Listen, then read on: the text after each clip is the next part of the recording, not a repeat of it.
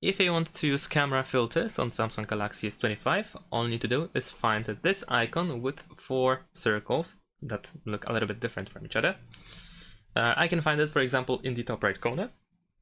And then over here, as you can see, we can find a bunch of different filters that we can use. We have the preview as well as how it impacts what is being changed. So for example, we can see the difference in color temperature, in the contrast, and so on and so forth.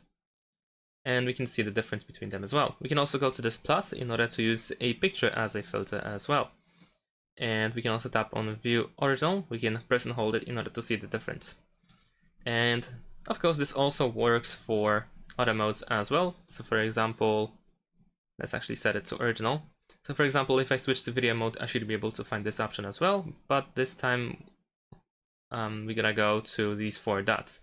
And in this case, you have 8K video resolution, so let me switch it to 4K. Still not available, so perhaps full HD.